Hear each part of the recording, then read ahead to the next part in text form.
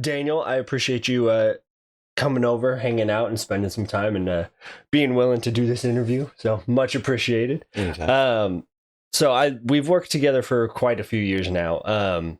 But what I would love to do is kind of give some people like a little bit of your backstory, just so we can kind of understand like what got you first of all into wanting to even pursue longevity, what got you into like the fitness and health industry, and what has like sparked your passion for all of this. So, quick version, I was an athlete growing up. Got into fitness at a really young age. I had older siblings, and my brother was the oldest of the three siblings that I have. And all the girls would all swoon over him and everything. I mean, he's 11 years older than me, so I was like, oh, I got to be like that dude, Yeah. And so he was in like football and stuff, whatever. So I was like, oh, I got to be buff too. So I got into it when I was younger, and then when I was a teenager, actually when I was 12, I smoked pot for the first time. When I was 13, I got drunk for the first time. Dang. And then I got kicked out of my house by the time I was 15. Oh man. And joined a metal band and started partying and just doing all kinds of crazy stuff and, drugs and we started traveling all over the country and, so I was just like, oh, I'm going to be a rock star. I was living the rock star life. Yeah. And not making any rock star money. So you mean you didn't get super wealthy right off the bat? No. Surprisingly, it's hard for 15-year-olds to do that. So anyway, so that lasted like, I don't know, probably about 7 years. Yeah, so I was about 22. But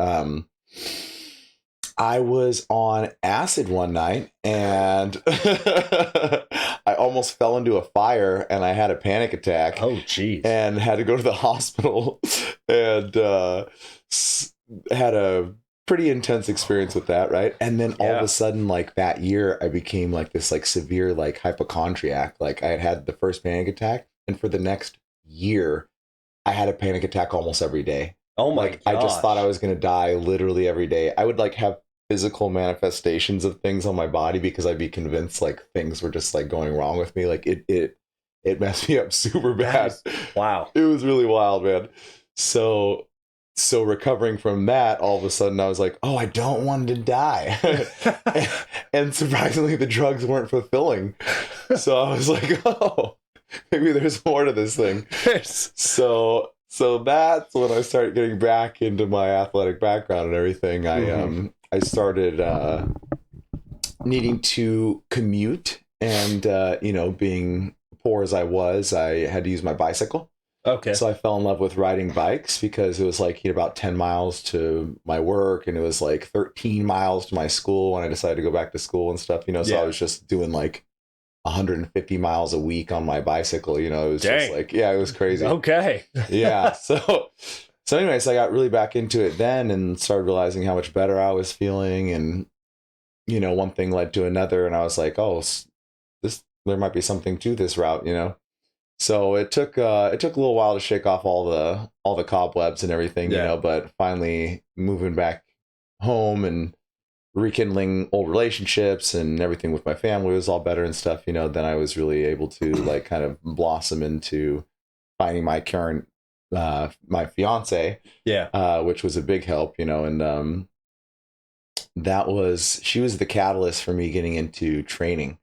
Because at first I thought I wanted to be in nutrition, and then I was like, no, and I kind of bounced around with stuff. And then I started getting into like kinesiology, and her and I were on a hike when we first started dating, and she was like, if you could do anything and money wasn't an issue, like, what do you think you would do? I was like, personal training. Oh, wait, no, let me think about it. She's like, no, you said personal training. I was like, all right, I guess that's the one then. That's what I'll go with. Right. Yeah. Lo and behold, I got into it, and I am obsessed. So it stemmed from a deep need for me not to want to die. And then hey, I don't think there's much of a better need there. That's Yes. Now I don't want anyone around me to die. So now I was like, okay, well, how are we going to prevent that from happening? Yeah. So that's kind of the background for me. I love that, man. Thanks. That is a great story, and I appreciate you sharing that. No problem.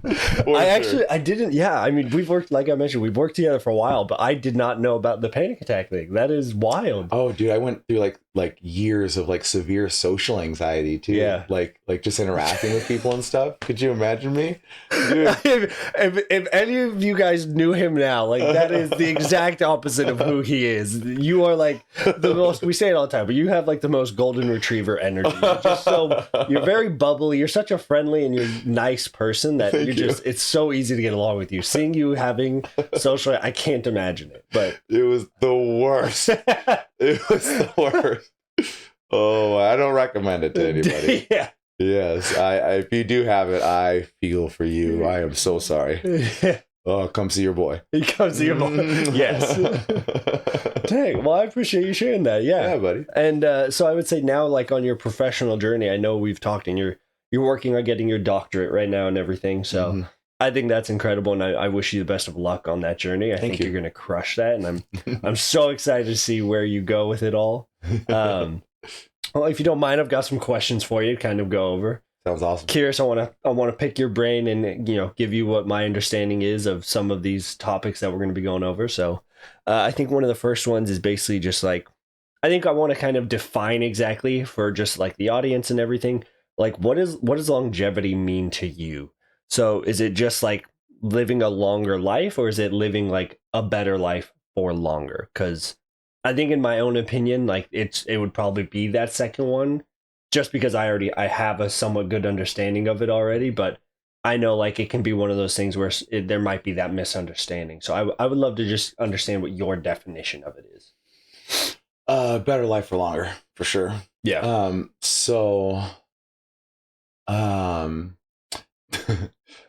There's a quote by James Dean that's the idea is to die young as late as possible. That's a good quote. You know what I mean? That's a good one. That one always kind of stuck with me growing up, like that's kind of the concept, and it's people have this idea that because of what we see so commonly, at least in like this country and everything, is they think that this like steep decline as you get older is inevitable. Yeah. And just the way things are going and what we know about other places in the world and everything, it just doesn't seem like that's actually really the case. There's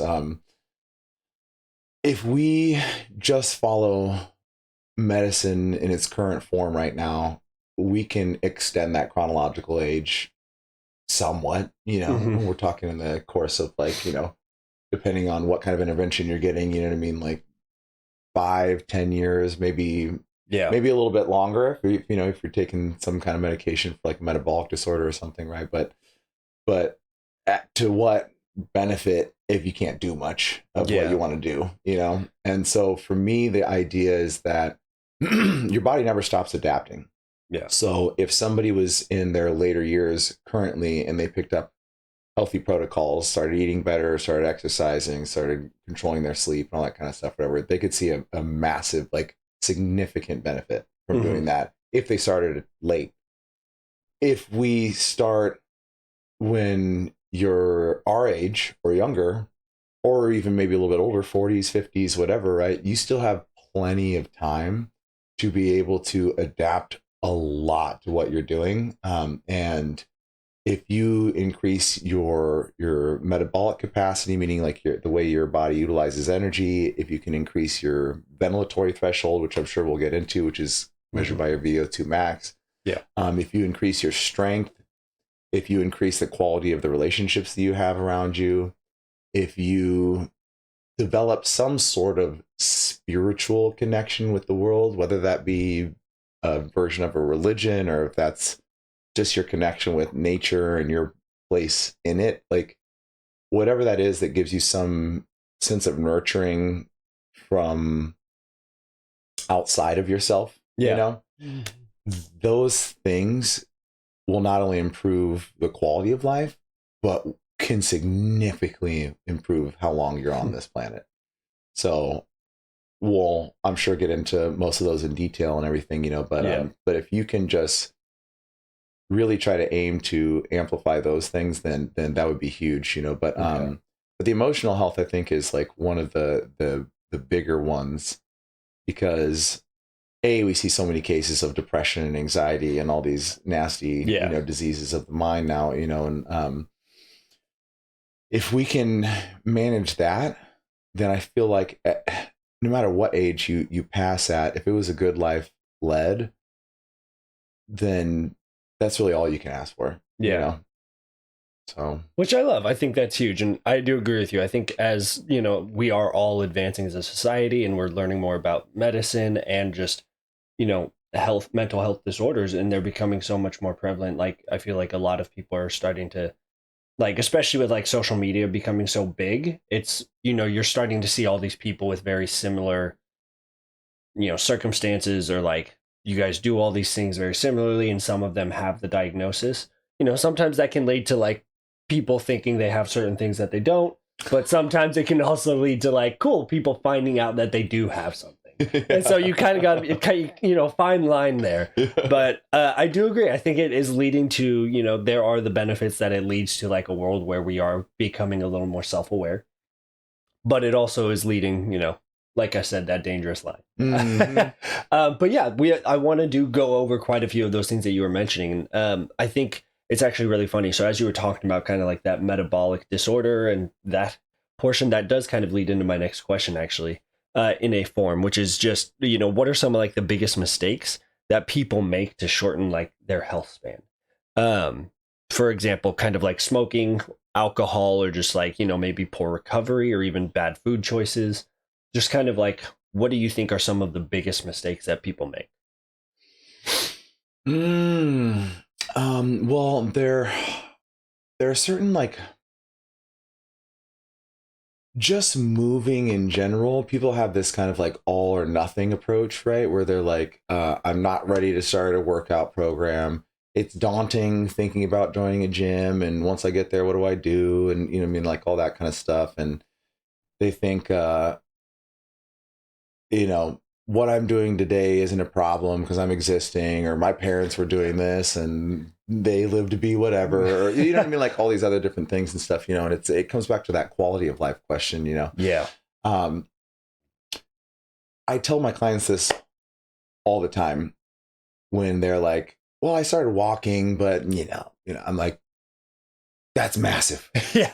That's so, like, the people that live in these blue zones around the world and stuff like that, where these high concentrations of centenarians, people live to be over 100 are, Gotcha. don't have gym memberships. Yes. They didn't get there because they were pumping iron. You know what I mean? They get there because it's 2 miles of a walk to town, right? Mm-hmm. And they walk to town.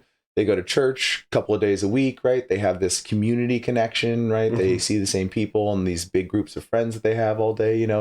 They are using their bodies for commute, right?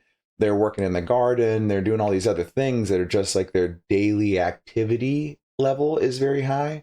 And that is the exercise portion of things, right? And that's stuff that literally anybody can do right now. Yeah. It's like, you don't have to know what you're doing when you go into the gym. I mean, obviously you can hire guys like us, or, you know what I mean? Even like, it doesn't have to be at a big fancy gym like Lifetime. It could be somewhere else, obviously, but just getting your body moving. The gym is a way to optimize certain things about how your body moves and joint mechanics and all that kind of stuff, right? But it is by no means the biggest lever to pull. The biggest lever to pull is what we call your total daily energy expenditure. It's TDEE. Okay. And that is just what you do, right? And the more you do, the more you expend energy. Like I ran this with my fiance's dad, right? When he first started getting into his exercise program recently, he was like, well, I don't have the energy to start doing any of this stuff, right? And I was like, well, you don't have the energy because you're not expending any energy. So your body has downregulated to the energy level that you've been producing, right? Yeah. So as you expend more energy, you then all of a sudden have more energy to expend. It's kind of weird how it does that, but like that's literally how it works, right? So it's just like, it really is a matter of just starting the movement. So I think by far the biggest lever you can pull is just moving in general. Yeah. the second thing from there would be diet is a big one, but we can kind of dive into a little bit of like quality stuff, like maybe a little bit later. But Yeah. the quantity of the diet makes a massive difference, right? So not that you need to just count calories and do all this crazy stuff and everything, right? But which isn't a bad idea, but if you can control the calories that you're bringing in, right? When I'm trying to map out with my nutrition clients how they're going to lose weight, right? If basically it comes down to this: if you're maintaining the weight that you're at, you're matching the energy you're expending to the calories you're consuming. If you're staying where you're at, right? If you are gaining weight, then you are surpassing the amount of calories you're expending in a day, right? If you are losing weight, you are eating underneath the amount of calories that you are expending in a day, right? Yeah. It's kind of just as simple as that. Now, in a controlled environment, you want to be within a finite amount of, a surplus or a deficit based off of what you're expending, right? Yeah. So let's just say that I'm expending 2,000 calories, right? If I want to lose weight, maybe start about 500 calories underneath that. If I want to gain weight, maybe start about 250 calories above that, right? We have this little bit of wiggle room. So it's not just start eating and having all the stuff I can if I want to put on muscle, or just don't eat at all if I want to lose weight, because there's some detriment that comes to either end of that, right? But if you can kind of dial in and get somewhere in that window, like for him, he hasn't measured a single calorie. He just gets to every meal and he goes, okay, how much of this can I consume and not be starving? Yeah. You know what I mean? And he's lost like 25 pounds since the year started. That's impressive. I know, right? You get water weight and you get all these other things in the beginning, right? But it's still that's a massive drop, So people that are just starting will see a significant drop, and the more overweight you are, the more significant that initial drop usually is. Yes.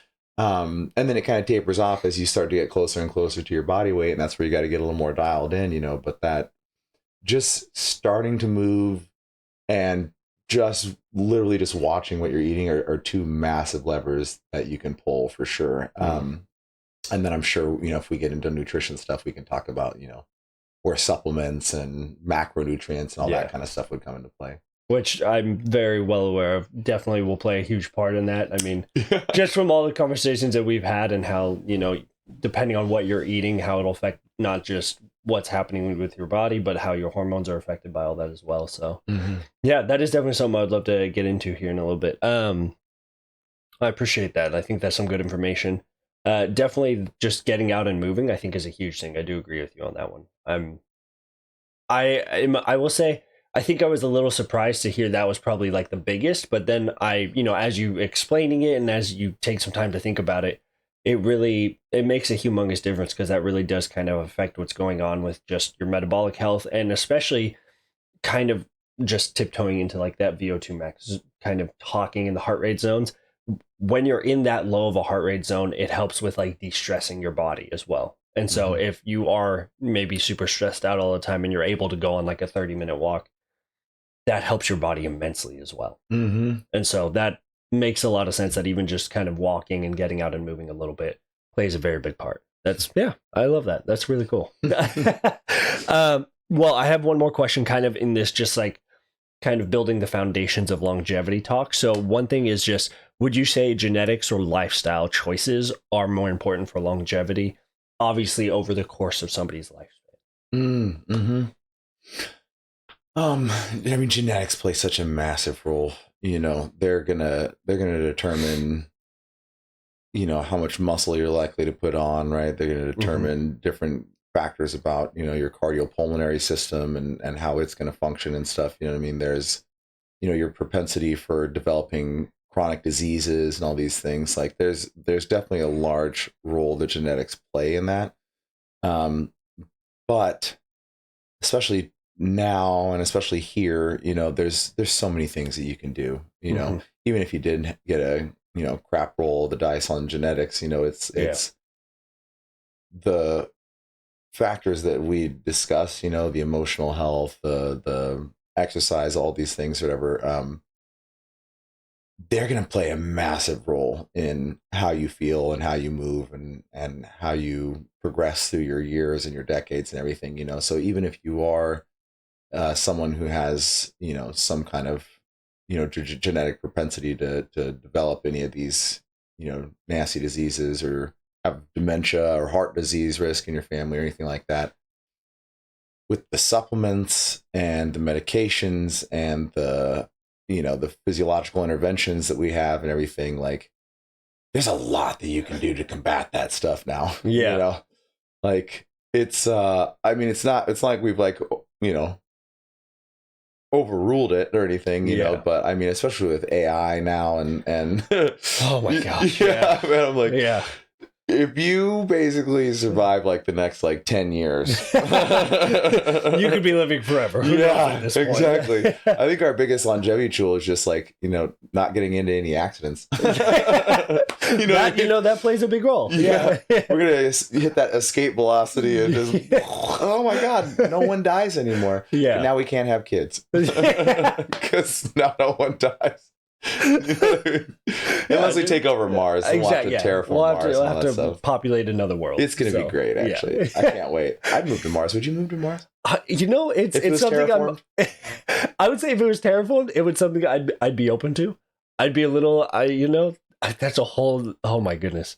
That's a whole deep dive. Okay, that's cool. a whole deep dive. I don't know anything about the science of terraforming. I don't either. What we're thinking with that. Can that's out of my, could it just like all be like, just all green, the Upper Peninsula in Michigan or something, just gorgeous and just like minus all the snow. Yeah, exactly. Yeah. It'd be amazing. If you've been to the Upper Peninsula in Michigan, holy crap. It's gorgeous. It is a special spot in the country. That is someplace that I need to go visit now. You're hyping that up a lot. Oh my gosh. Oh, so beautiful. I'm obsessed with like the forest and all that stuff. Oh, I'm right there with you. Like, just greens and lakes and oh my God. Oh, we need to go hiking sometime, man. I cannot wait. Let's go. Yeah, because that sounds fantastic. Let's bail on this. Let's go. Yeah. Let's forget this. Yeah. Oh, I'm telling you, man, that'd be great. But yeah, until we start doing the terraforming stuff, and until escape velocity occurs. Yeah. Yeah. I mean, everyone knows by this point, like it's diet and exercise and good sleep and healthy mental habits and everything like that. You know what I mean? But it's like it's a matter of getting started. And I think until you have the thing that gets you started, all this is just us just talking, like, you know what I mean? So I think that the biggest thing for someone to figure out is, who do you not want to be a burden to? You know what I mean? Yeah, because that's a deep question. Because that's what's going to happen, unless you're, and I mean, I don't mean to go dark on this or anything, you know what I mean? But like, unless you're going to take yourself off of the proverbial market. Yes. Yeah. Be careful with my terminology here. Yeah. Then someone's gonna have to take care of you. Yeah.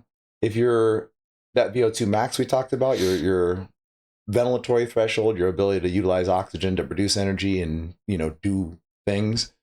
If that goes below a certain level, you can't even take care of yourself anymore. And no one wants to be the person that's, wearing the diapers and can't remember their kids and, has to, have someone take care of them and they're in a nursing home, that's horrifying. Yeah. Right. But there's so many things that we do now that are pretending like that's not even possible for us in the future. Yeah. And it's a sad fact that if you continue not moving very much and you continue eating the garbage and you continue not managing your stress and your connections with people around you and everything, right? Those last years of your life are going to be lonely and miserable. And if you've ever seen that happen to somebody, it is horrifying. Yeah. It just sounds like hell. It just sounds absolutely miserable to me. So in my life and with the people that I love and everyone that's around me that even cares to talk to me for a little bit about this stuff, it's like my number one thing is like, be self-sufficient. Mm-hmm. right? If you like that you are in control of your own life and everything that you do right now, and you can do all your basic functions and stuff, that's why you should be doing all this stuff, right? It's not to live forever. It's to just be able to take care of yourself for as long as possible. Yeah. You know, And to be happy with the way that you're doing it as well. exactly. Because, I mean, that is one other thing that I feel like some people may not fully understand is like the choices that you're making with like your health, like your diet, your nutrition, your sleeping, and how well you are taking care of yourself plays a humongous role as well in your mental health. Like if you are not taking care of yourself, you're going to feel miserable all the time. Like if you're not eating the right foods, like you're sure you might be eating enough, but if you're eating crappy food all the time, you're not sleeping well, you're not getting out and moving at all, you're going to feel so much worse about yourself and just about like the quality of your life, as opposed to if you were to be, you know, focusing on making sure maybe you're eating the right food. You don't necessarily have to track your macros to a T to start feeling a lot better. You know, you don't have to go out and start, you know, running marathons to start feeling better. Like as you can make small steps to improve the quality of your life so much. And so if I feel like people need to understand that, hey, it's not a humongous life choice that you have to make to just do a complete 180. You can start with these small steps and you'll start to feel so much better about your life. And then you can get on that track to, you know, living a lot longer for better. Yeah. It's not like you have to do all or nothing. It's like you can start small and make those small choices and you'll start feeling a lot better, as opposed to if you're making these horrible life decisions, you're going to feel bad. That's just the nature of it. Yeah. So, yeah. As simple as that. It really is. And I think sometimes it gets overthought. But often. Yes. Yeah. Yeah. But obviously, the deeper you go into it, there is more to think about. But, you know, I think it all just stems from the idea of like, just take care of yourself. Don't be stupid. Yeah. Yeah. Well, I appreciate you sharing that. I'm glad we kind of got like a little bit of that foundation built on like what we think what longevity means, and like how it compares with genetics versus life choices. Kind of continuing on this track, but sidestepping slightly. I want to kind of get into the idea of those life choices now, just to start getting that deeper understanding for people. So, one thing I want to talk about is like our sleep and stress management and how that kind of affects longevity. So, when it comes to sleep and like the quality of it, because that is, I would say, two different things. Like you can be sleeping, but if the quality of that sleep is not there, I would imagine that that'll play an effect on your longevity and like how long and well you live. Now my understanding is that you have basically how many hours you sleep a night, and then the quality comes down to basically I think it's the percentage of how many hours you got and how many of those hours were in your deep and REM sleep. And so that kind of is what determines the quality of it, if I'm correct. Is that a fair statement? Okay. And then, so as you're doing that, I know that your deep and REM sleep are the ones that are basically like your physically restorative sleeping, and then your mentally restorative sleeping. And so kind of working on trying to balance those out. I can't remember the percentages, what each of those need to be. But I am aware that like working on trying, like the choices that you make throughout a day will affect how much of the hours that you're asleep get dedicated to each one of those, because you're not just asleep in one certain spot for, you know, how many hours and then it swaps to another one. Yeah. You kind of are like going in between each one repeatedly throughout the night in cycles, which is why it's called your circadian rhythm. Right. Okay. Yeah, that's a component of it for sure. Yeah, so I would love to hear kind of what your take is on all of that. So without going too much into the nuance of like the different stages of sleep and all that kind of stuff and everything, just to kind of make it bite-sized for everybody, basically, you're not just asleep. There are different portions of sleep that you go through, and each travel through this like whole circuit, right? There's basically like these stages that you go through. Each stage has its own benefit associated with it, and the whole circuit lasts for generally about like 90 minutes or so. And so after that 90 minutes, you kind of go back to the beginning, right? So you kind of go boom, boom, boom, boom, boom, boom, boom, boom, boom, boom, boom, boom, boom, boom, boom, boom, boom, right? So as you're going through these cycles, right, there's also, when you get to the deep and the REM sleep, a different thing that's occurring as you go through the night, right? Okay. So that's where we get this whole 7 to 9 hour window thing in, right? And the reason why we say that you don't want it broken up ideally, because if you break it up, then that diminishes where you're at in the cycle, and it can screw up that rhythm that you were talking about, right? Yeah. There's another component to the rhythm, which is the circadian really actually talks about like the day-night cycle, right? So there is this rhythm to the actual cycle while you're sleeping, but the circadian rhythm is more associated with light and darkness and cues for going to sleep and waking up and everything. So the rhythm in that case is the regularity with which you sleep. Gotcha. So the concept is that, you know, a lot of people will do this to, you know, decent detriment that, for instance, you wake up to an alarm clock 5 days a week, right? Maybe still groggy when you're getting up in the morning, you know, maybe not wanting to, maybe wanting to hit snooze on that bad boy, right? But if you wake up to the alarm clock, and especially if you could have kept sleeping after that alarm went off, that's a sign that you're not getting enough sleep, right? Okay. So for instance, I had seen a lot of these talks with Dr. Matthew Walker. He's a sleep specialist and a lovely person. I want to hang out with this guy so bad, man. You see some talks with him. He seems so cool. But anyway, he was describing regularity being such an essential component of how well you do sleep. And since I started establishing regularity with my schedule, meaning that during the week and on the weekends, I still try to go to sleep at the same time and I still try to wake up at the same time, I don't have to use an alarm anymore. I haven't had to use an alarm for over a year now. If I feel like maybe we went to bed a little later. Really nice. It's crazy.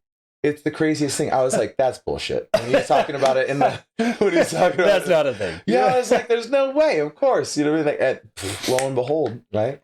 And some days I'm 7 hours. Some days I'm, you know, maybe more like 7.5, closer to 8. You know, but I seem to be really good in like that 7 to 8 kind of window there. That's just how much I naturally sleep to feel restored. So I don't require the upper end. Some people are going to be 9 hours. You know, it's if you can't change when you have to wake up, then you can change the front end, obviously, right? That's where your opportunity is going to lie. Yeah. So basically, you figure out when you need to wake up. You figure out how many hours before that is the ideal time to go to sleep, right? And you try to make that your aim to go to sleep as many nights in a row as you can. It might suck in the beginning, especially if you're used to going to bed late on the weekends and waking up, you know, going to bed early on the weekdays. You're trying to set this whole schedule and everything, right? Now, there's a couple different things that can lend themselves to falling asleep easier and faster and staying asleep and all that kind of stuff, which we'll dig into in a second here. But the regularity and that timing component are the biggest factors for sure. Okay. Because that's where you get that circadian rhythm. And then this is where some of the benefits, there's so many of them, but some of the benefits of like morning daylight exposure and all that kind of stuff, right? And getting the whole sunlight in your eyes and everything, you know? Yeah.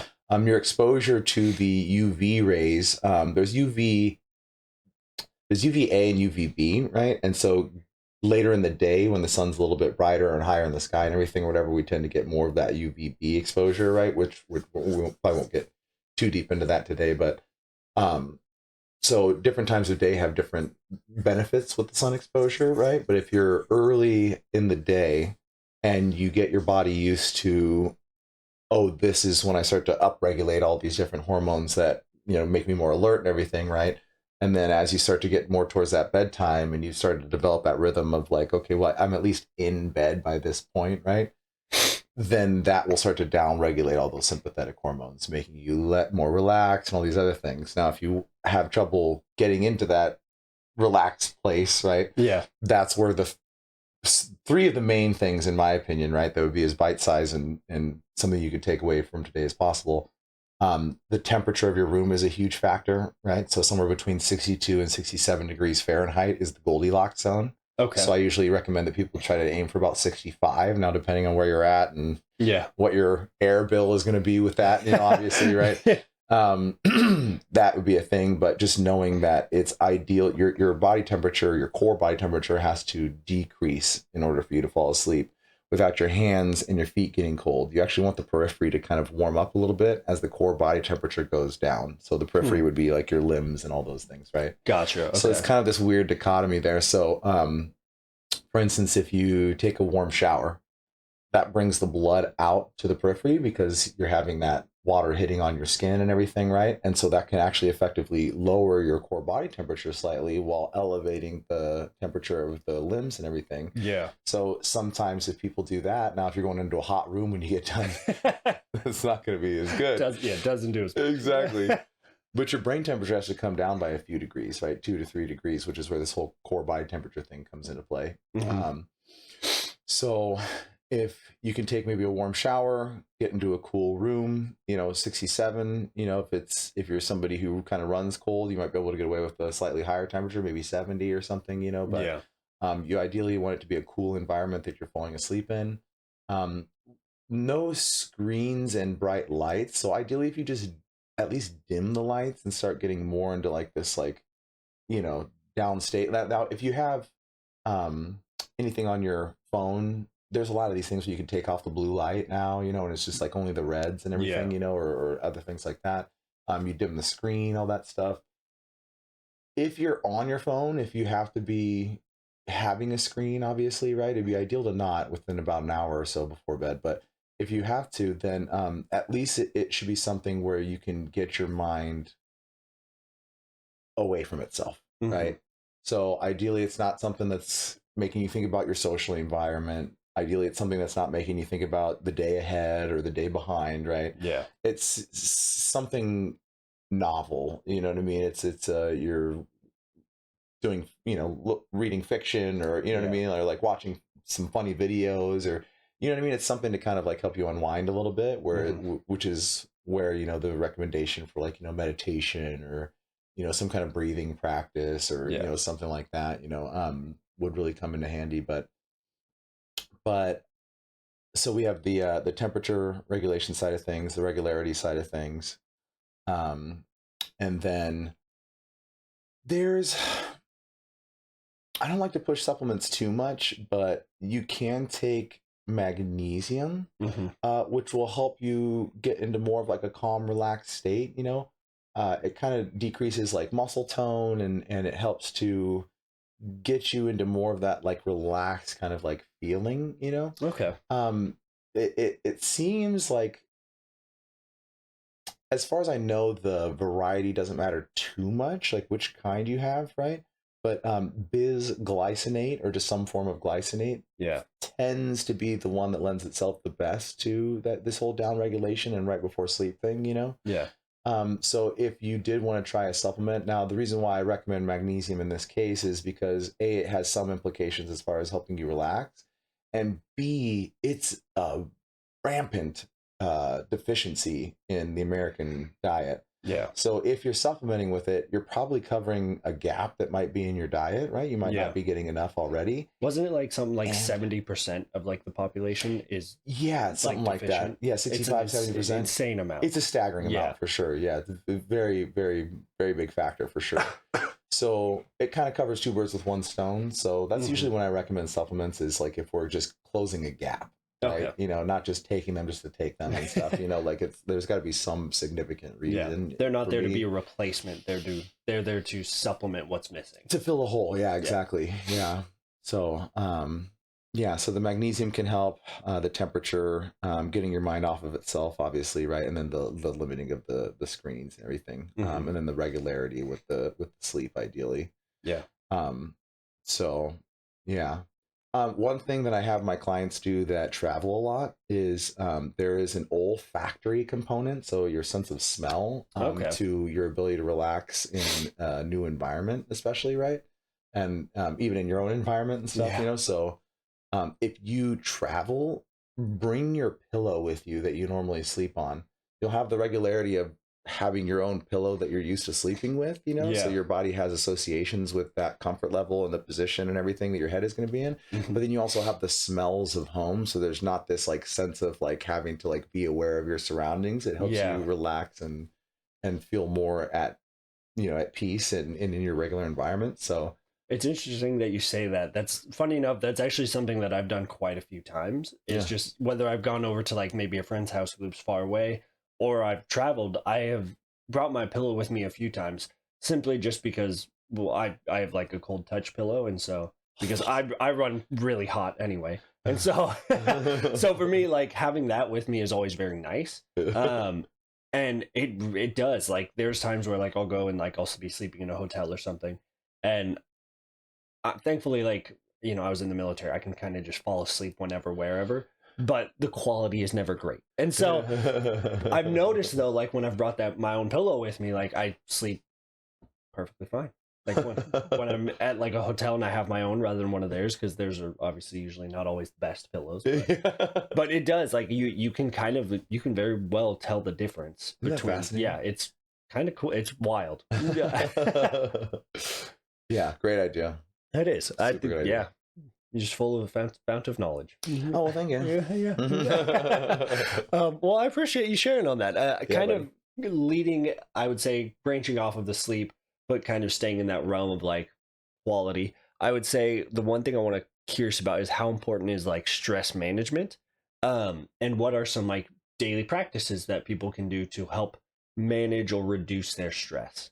And I'm kind of just curious about this because, and you'll definitely do a better job of explaining it than me, but I just I understand that stress raises like your cortisol levels, and that can impact things like, your muscle gain or muscle loss, as well as your fat loss. Like if your cortisol levels are high, your body's going to be wanting to hold on to more of the fat and everything. And the more fat that you have in your body, sometimes the more stress just is put onto your body. Yeah.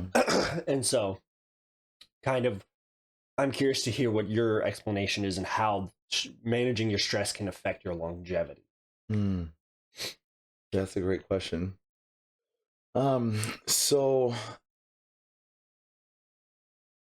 there are so many things that can come up. So it's kind of like what I was talking about earlier when I was talking about my when I developed the hypochondrianism. Something like that. How did I describe that? when I became a hypochondriac, basically, right? But when I was obsessive about that, I would have physical manifestations of things on my body. Yeah. I would get random like lumps places. I would be thinking about it, and I just get a lump. Yeah. It was the weirdest thing. Like just a part of my tissue would just like swell up. Like I didn't even know that was possible. Yeah. And so it was convincing me that I was dying. I was like, oh my gosh. And I would just obsess over it. And then it would be like, oh my gosh, no, there is something there. And people would feel it, be like, what the heck, there's something there.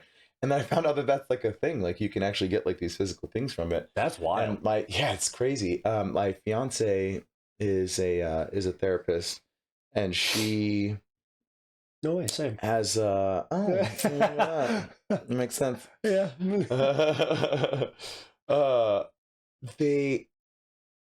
There are a lot of nasty health detriments that can come from an unregulated emotional state, and so sometimes it's like, the chicken or the egg scenario, which is like, did the stress come first and that's what gave you the physical symptoms, or were you having some physical issues which started leading to more stress, or you know what I mean? It's definitely a cycle that feeds on itself, and just perpetuates. But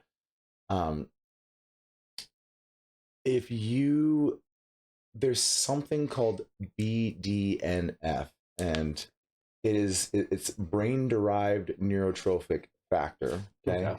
And it facilitates the helping neurons connect with other neurons, like in the brain and in the body and everything, so it helps with learning and memory consolidation and even motor control and things, but basically it binds with the outside of the neuron, and it will help preserve that neuron, so it'll make it less likely that that neuron will die over a given certain amount of time, right? And it helps with the connections of that neuron with other neurons that are around it and everything, right? So it's things that can amplify your production of this are going to be, things that are acutely stressful, So like an exercise routine, there's stress being put on the body, right? Sauna use, things like that, when you're learning something new and it's like, it's challenging for your brain to get a hold of and everything. Even being out in nature, we don't think about that as being stressful, but when you're out there and you're looking around at the trees and all these things, right?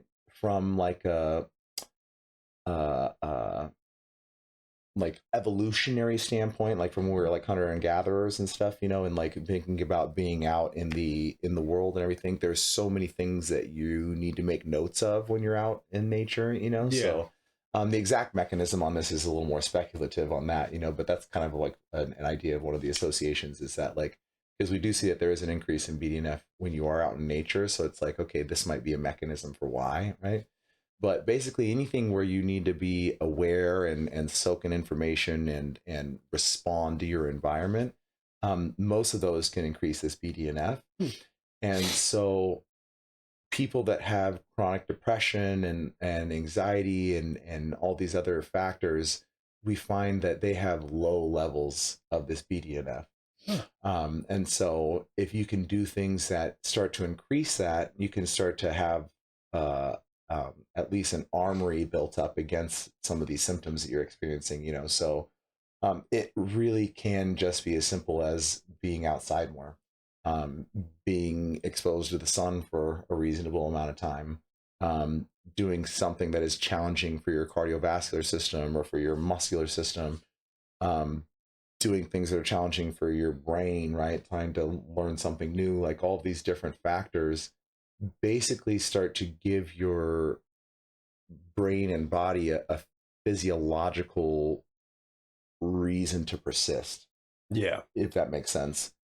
So for my clients, especially if I have someone that's, new to exercise, maybe is pretty significantly overweight, has had some of these emotional issues and everything, right? Like coming at it from this standpoint here, like, I'll give them a brief description sometimes of what that is or whatever, but I know in my programming with what I have them do, not only in the gym, but outside of it, right, it's going to be based off of increasing these BDNF levels by any means necessary. Yeah. And therefore increasing their emotional response, and then therefore their buy-in to what they're doing because they're feeling better and everything, right? And if you are chronically underslept, you also have lower levels of BDNF, right? There you go. Uh-huh. It's all tied. Yeah, it is, right? It's one thing. Yeah. Who knew? So anyway, so if we have at least one of these levers we can pull, like for instance, like the sauna. Yeah. There are so many gyms and, cheap memberships that you can get and just different places you can go that have access to a sauna somewhere nowadays, you know what I mean? And it's kind of an exercise mimetic, right? Meaning that like it kind of mimics some of the benefits of exercise. It gets your heart rate up. It gets the blood vessels to dilate more, which can help with like, over the long term can help with, things like hypertension. I mean, it's a mild effect, but it's an effect, right? Yeah. But it also helps to increase these BDNF levels and everything in your stress response, because it becomes a stressful experience when you're in there for long enough, right? Yes. Sometimes right when you get in for some people, Never tried it before. Yeah. Definitely will be a shock. I couldn't recommend it more. But so anyway, so if I have somebody that is pretty significantly deconditioned, and maybe has some contraindications to going, harder on their workouts and stuff, because one of the biggest factors for improving your BDNF levels is vigorous intensity, especially cardio respiratory exercise, like bouts of like HIIT kind of cardio training, HIIT. That would be the biggest lever to pull. But if you can just get outside for a little bit each day, do these little walks we're talking about, then hit the sauna. There are dietary things that can affect it as well, like omega-3 and antioxidant content in your diets, like berries and fish and things like that, or supplementing with omega-3s or whatever. That can kind of lend themselves to it a little bit. But basically, I take this list of all the things that could increase it, and I just go through with my clients, and I'm like, hey, can we add this into the program? Can we add this into the program? Can we add this, right? Yeah. And I go off this check off list. And as many things as they can add on to it from that list, I'm like, okay, perfect. Start doing these. And anything that they don't want on there, I'm like, okay, that's okay. We're just going to lean into the things that you can do so that we can start to amplify those levels. They feel better and better and better. And then lo and behold, the things that they're willing to do off of that list starts to increase as well. Yeah. And then it starts to feed on itself in the opposite direction coming out of it, you know? So that's definitely something, you know, obviously we're not going into too much detail on the physiology of BDNF right now, but if somebody wants to look up BDNF and how to produce more of it, I would highly recommend that. And if you just take the things that we just said today, you're going to be in a really, really good place. Yeah. Yeah, that's some really good stuff, man. Seriously. Thanks. You've given me a lot that I need to go do my own research. Yeah, I appreciate you sharing that. Of course, absolutely. Starting a podcast, that's a good way to increase your BDNF levels. You know? Fantastic. Yeah, you're doing great, dude. Hey, thank you.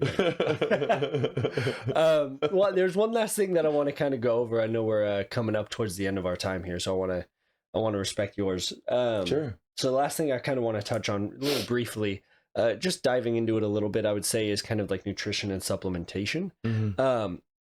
I know that there's a lot of like fad diets going around, and they have been for a long time. Mm-hmm. And you know, everyone says, "Oh, you know, carnivore diet's the best," or you know, veganism is the best, and you know, those types of things are always being argued. One that I'm curious about is what your take on like intermittent fasting and caloric restriction for like somebody's lifespan extension. What would you say is your take on that? Because in like my own experience from, you know, clients that I've worked with, or even like myself, you know, there definitely are some benefits in these short term, I would say. But I'm not sure that any diet per se is meant to be done long term. But that again, that's kind of just like my understanding is like they're called diets for a reason. It's not, you know, it's not a, I guess lifestyle. Like lifestyle. Yeah. Thank you. Yeah. And so it's one of those things where I think sometimes people take these things and they go to the extreme with them. And so I would be curious to know what your take on diets as a kind of a whole, especially with like intermittent fasting and caloric restriction. So as far as I know, and as far as I educate my clients on and everything, right, these diets all gain popularity because they all work to some degree. Yeah. Right. Now they don't all work for everybody, which is where all this emotional, you know, backing comes for people when you start talking about different styles and, you know, the whole sugar is poison thing and like all this other stuff, whatever. Like there's not one macronutrient that is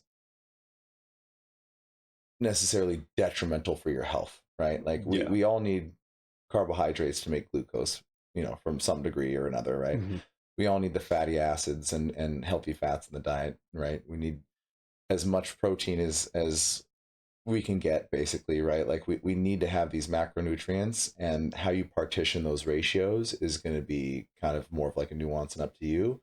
And however you have to restrict your calories to make sure that you are at a healthy weight is up to you as well, right? So somebody who is at a healthy weight currently, right? So meaning that your body fat percentage is, you know, ideally, you know, below about 15% for males and below about 18% for females, or in the 20% kind of range, right? For females, I mean. Yeah. Depending on your age and everything, right? But if you're at that level, then you don't need to worry as much about the caloric restriction stuff. Now there is some benefit to having like a long-term fast, you know, like a few days, you know. Yeah. But I think it was a little overhyped, and I think that the original studies that kind of gave us like the conclusions that were really like lending us to the fact that like, oh, it extends life and all this kind of stuff, whatever, were a little skewed.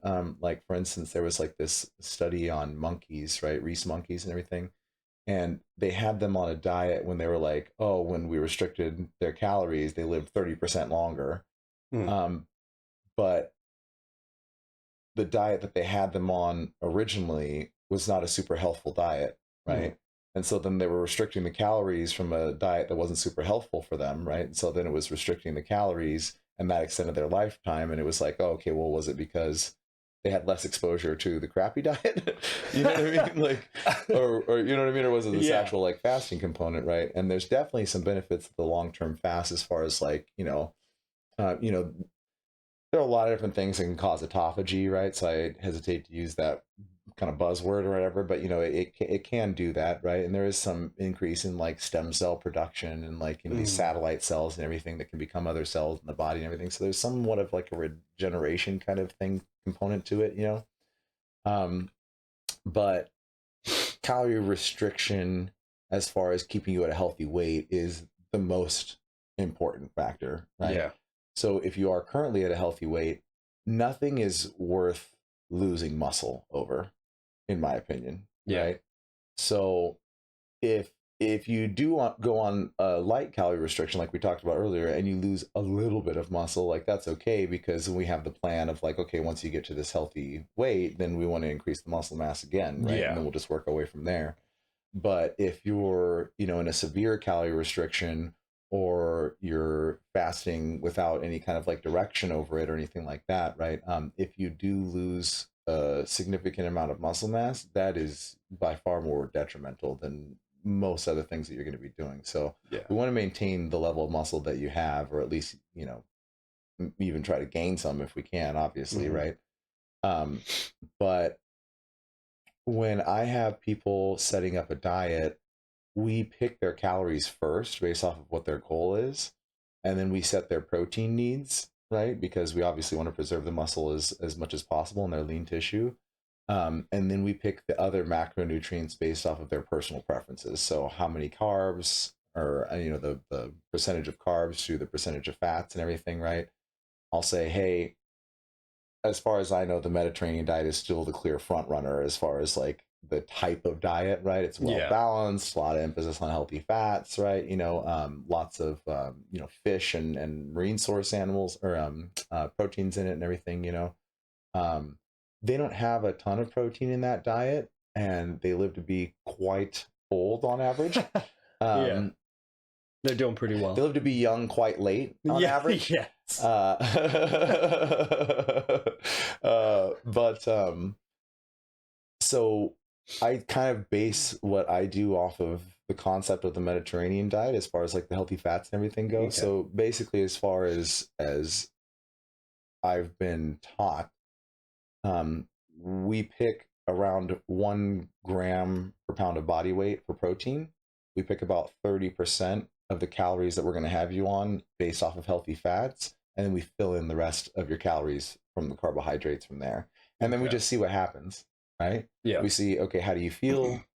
Are you recovering well from your workouts? Are your energy levels good? How are your hunger cues, right?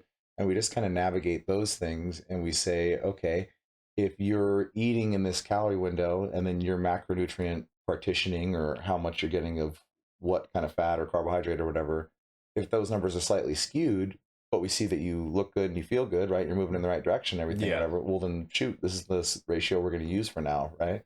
Okay. Now, if we run into some kind of issue down the road, right, then we'll kind of navigate that nuance moving forward from there.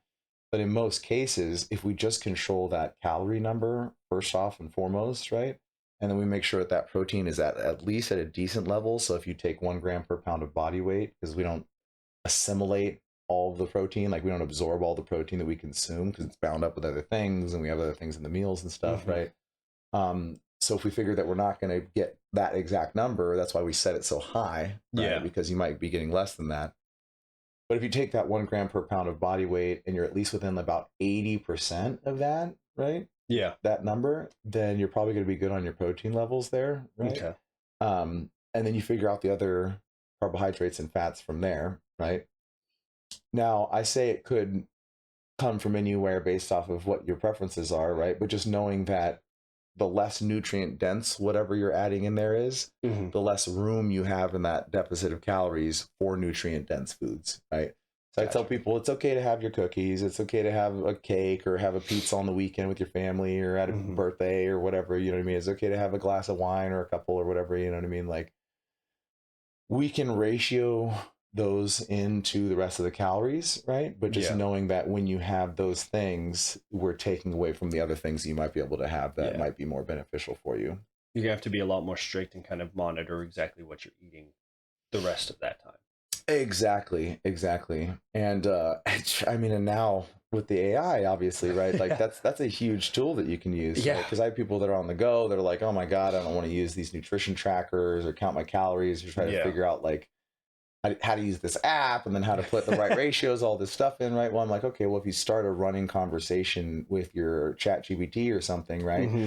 And you just say, hey, I ate this and I think I had this amounts of this and this amounts of this, it'll give you a pretty good ballpark number of what all those macronutrients and calories are.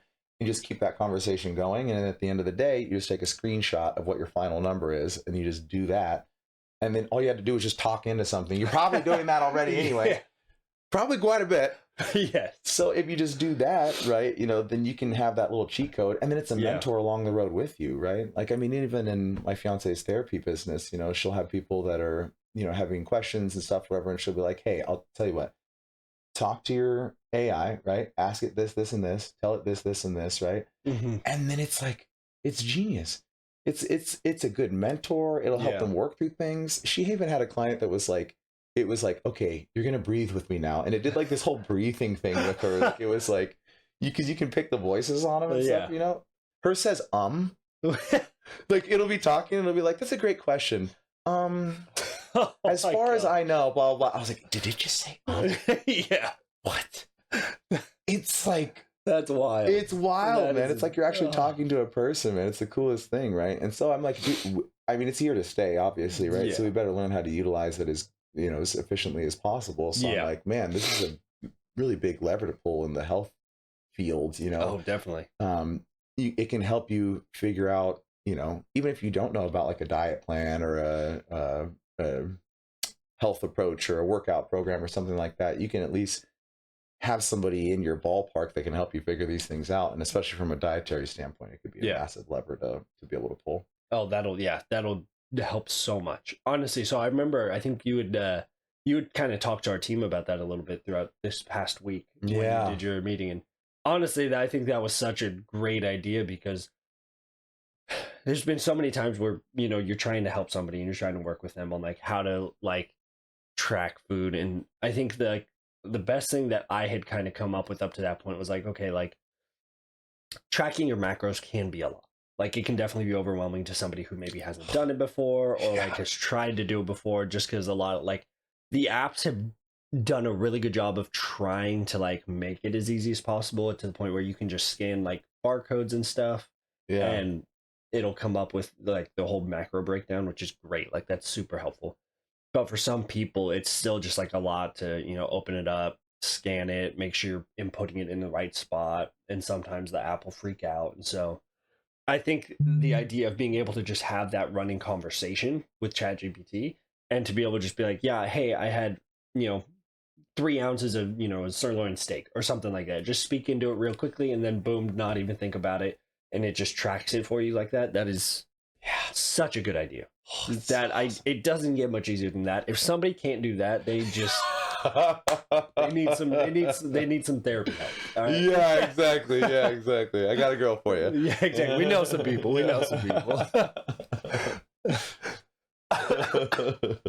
Oh, excuse me. Yeah. No, I appreciate that. That is some I think we are on the same page on a lot of this stuff, but it's really good to kind of hear a more in-depth breakdown of a lot of the topics that like I have somewhat of an understanding on. But that's why I love doing stuff like this, is I get to learn, I get to kind of hear your point and your view on all of this stuff. My last question for you, kind of along that nutrition and supplementation line, is, are there any like supplements that you have like learned or heard of that have like some strong evidence to support longevity? Oh yeah, totally. I was hoping you were gonna ask that. Yeah, totally. Like, so I know that like we've talked about like muscle mass being one of the big key factors in keeping your body moving. So I assume like a protein powder or like some creatine would both be very beneficial, because of the fact that like they help support muscle mass, and then the creatine obviously helps with like cognitive health as well. And so you have those two that are kind of like just very popular, well-rounded ones that are very beneficial. So I would say like maybe other than those, are there any that you know of that have some strong evidence for longevity? Oh yeah, definitely. I mean, so the ones that close the gaps are going to be the biggest ones that are implicated in longevity, right? So the omega-3s, are a huge one. You want to get them with high EPA and DHA, right? So that's going to be from your marine sources. If you don't want to get uh, animal marine sources, then you can get like algae and that kind of stuff, right? They're going to have a little bit lower levels of it, so you're going to have to take more. But basically, if you take about uh, we say 2 grams a day of omega-3s, right? Like that's kind of the recommendation, right? I take 4 grams a day personally, right? Because I just want to make sure that my levels are extremely high. But you EPA is going to be better as far as the cardio benefits go for it, right? So the effects on the heart and the blood vessels and everything like that. DHA is going to be better as far as the brain and cognitive benefits go and everything, right? So you want to have high numbers of both. Ideally, you want to have about 1.5 to 3 grams of both a day. Okay. Right. So that means that if you had 2 grams of omega-3s overall, and the combined composition of the DHA and EPA in those 2 grams of omega-3s is high, right? So like for instance, the ones that we take from Lifetime, right? It's about 1,500 if you take 2 of them, right? So we're getting 3 grams, even though I'm actually taking 4 grams of the omega-3s overall, right? Because they're so highly concentrated, right? Gotcha. So you want to have high EPA and DHA. So I just say that because if you take plant sources, we convert about 5 to 10% of that ALA omega-3 into the EPA and DHA that we need, right? It is much lower, It's much lower for sure. So because it's not very absorbable, and also if you take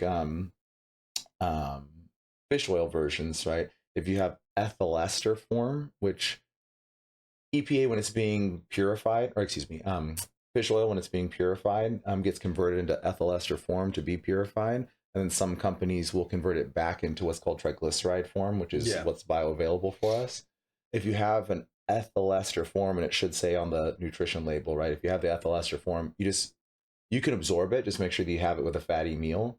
Gotcha. So it increases that bioavailability of it. If you have it in triglyceride form, you could have it without anything. Now, ideally, you still want to have it with some fatty kind of meal or whatever, but you can absorb quite a bit of it in triglyceride form. So that's usually what I recommend. Omega-3s are a huge one. And then the other deficiencies, like I said, magnesium, vitamin D3, right? If we're getting the proper ratios of those, they can help with so many things. I mean, magnesium alone is implicated in over 600 different biological processes in your body. It's a very important micronutrient.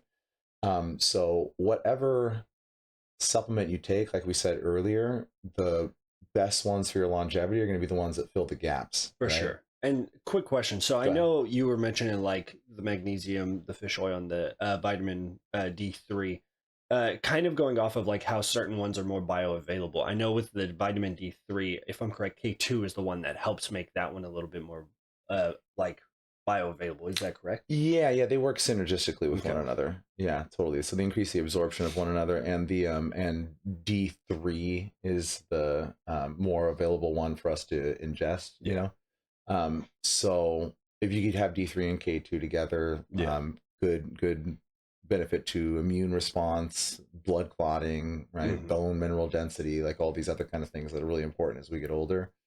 Magnesium, like I said, is involved in so many different processes. It's almost like, what is it not involved in, you know? So the forms of that one would be threonate, which is in higher concentrations in the brain, glycinate, which is the one that kind of lends itself a little more towards sleep, very bioavailable, and then malate would be another really bioavailable form. It kind of lends itself a little bit more towards like energy production. Not to say it makes you energetic, but there's something called ATP, which is like something that we're trying to use as like basically like fuel for the cells, right? And so it helps us create more of that. It lends itself towards that pathway a little bit more. So kind of like what creatine does as well.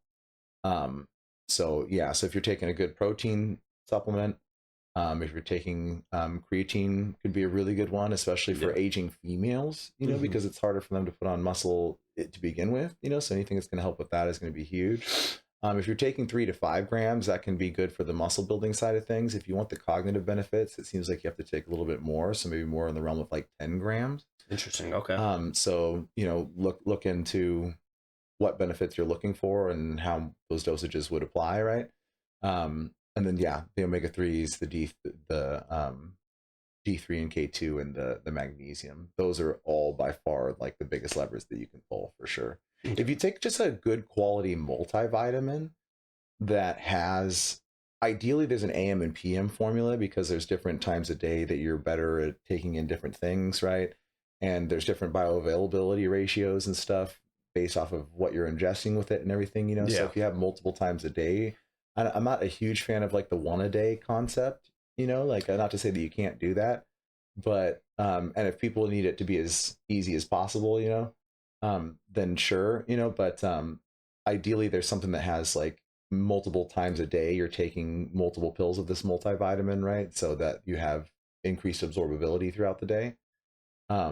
So if you can have an AM and PM multivitamin, you'd probably be a little bit maybe better off there with at least increasing your levels. But if you have something that has good magnesium, D3, K2, all that kind of stuff in that multi, along with some other things that you might not be getting a lot of in your diet, depending on what it's comprised of. Yeah.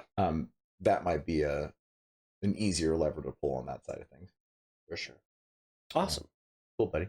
Dude, thank you so much. I really appreciate you coming over. Heck I really appreciate you doing this interview and getting to hang out for a little bit. I know you've got a busy day ahead of you. So Well, yeah, it means a lot that you came over and do this. I really appreciate your fount of knowledge. You're just very well versed in this field. So thanks, buddy. Yeah, I love getting to do this. And, there's still a lot more that goes on for longevity, I would say. And I know that there are quite a few other things that I would love to kind of go over. So, maybe one of these days we can get you back in here and kind of go over some other stuff as well. I would absolutely adore that. Thank you.